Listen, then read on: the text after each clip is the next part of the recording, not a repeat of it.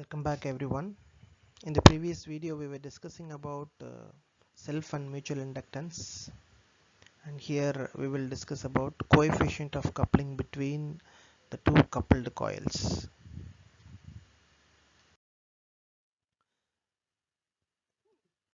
We were discussing about dot convention in the previous video. It is used for identifying the polarity of the induced voltage in coupled coils based on the direction of current. So this is the dot rule. If a current enters the dotted terminal of one coil, the polarity of the mutual voltage induced in the second coil is positive at the dotted terminal of second coil. So let us discuss this dot rule with the help of a picture. Here we have two coupled coils. The mutual inductance between them is M, and these are the two dots. Now if a current enters the dotted terminal of one coil, you see the first coil, the current is entering at the dotted terminal, and this is undotted terminal. The current is leaving at the undotted terminal. So if a current enters the dotted terminal of one coil, the polarity of the mutual voltage, so there will be a flux in linking with this coil, and hence as per Faraday's law there will be voltage induced across these two terminals. Now you must know whether this terminal is positive or this is positive. So the voltage induced in the second coil is positive at the dotted terminal of the second coil. So wherever dot is available in the second coil, that terminal will be considered as positive voltage polarity. So the mutual voltage induced across the second coil is V2 equal to M into dI1 by dt. So if you connect a voltmeter across these two terminals, that is voltmeter positive is here and voltmeter negative is here, it will show a positive voltage. Now consider the second case.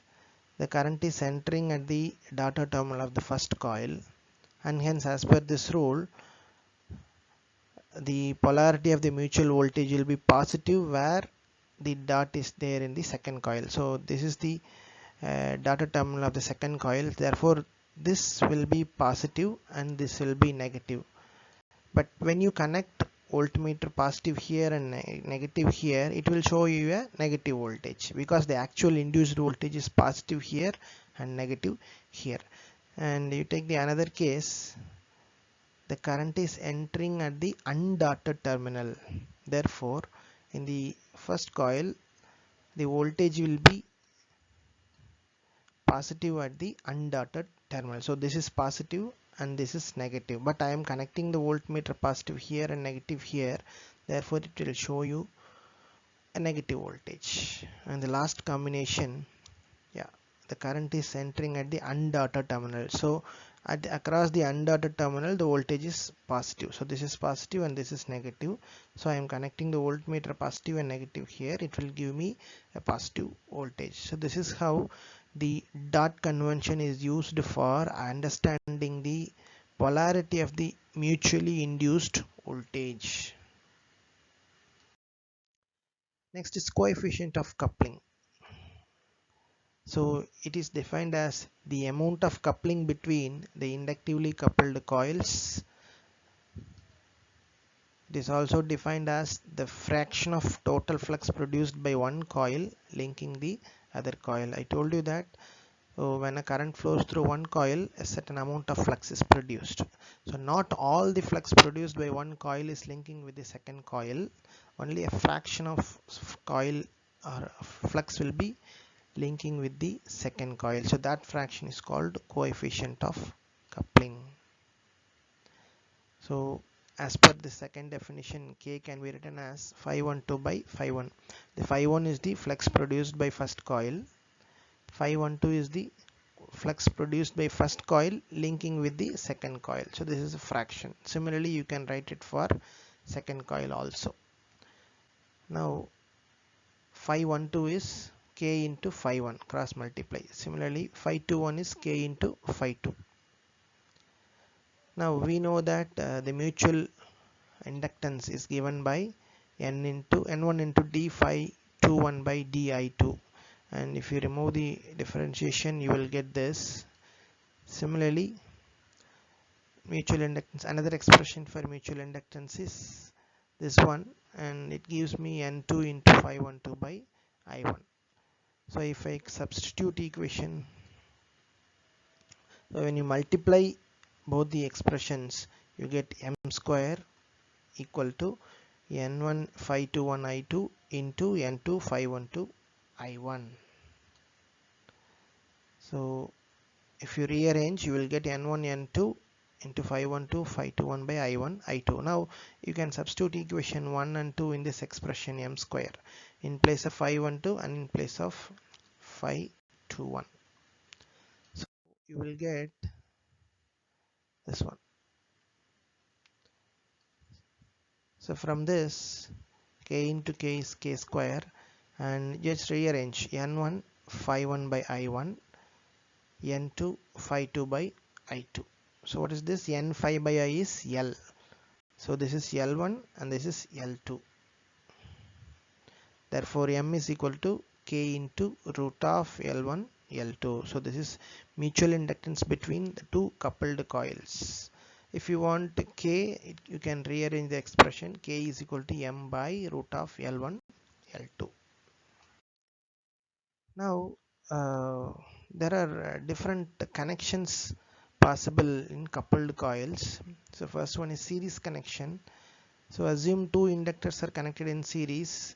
Their self inductances are L1 and L2, and mutual inductance between them is M. There are two possible connections. One is series aiding, the other one is series opposing. So this is called series aiding. You can see that a current is entering at the dotted terminal of first coil, as well as the current is entering at the dotted terminal of second coil. So that is aiding. The second connection is series opposing. You can see the current I1 is entering at the dotted terminal of first coil and leaving the dotted terminal of second coil. So now you can see the difference. So this is called series opposing. So flux produced by both the coils will be opposing each other. Here the flux produced by both the coils will be adding each other. Now there are some equivalent inductance of the coupled coils is for series aiding it is L1 plus L2 plus 2M, and for series opposing it is L1 plus L2 minus 2M. So there are some derivations available for achieving this L equivalent, but for our case you please remember the equivalent inductance value formulas, so that will be helpful while solving problem. Similarly, parallel connection of coupled coils also possible. So parallel aiding and parallel opposing, you can see the current is entering across both the coils at the dotted end. Here in first coil the current is entering at the dotted end, in second coil the current is leaving at the dotted terminal. So this is called parallel opposing. Again, equivalent inductance of both the combinations will be this one. So here you can remember the numerator is same. In the denominator, for aiding it is minus and for opposing it is plus. So please remember these four formulas, they will be helpful for solving problems. Let us consider a problem. Two coupled coils, the self inductances are given and they are connected in four different ways, and coefficient of coupling is given. Find the equivalent inductance for the four possible combinations. So for which we need to find the mutual inductance first using this formula which we have already derived.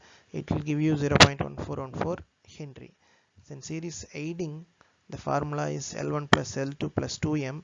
When you simply substitute the values of L1, L2 and M, you will get the value. Similarly for series opposing also.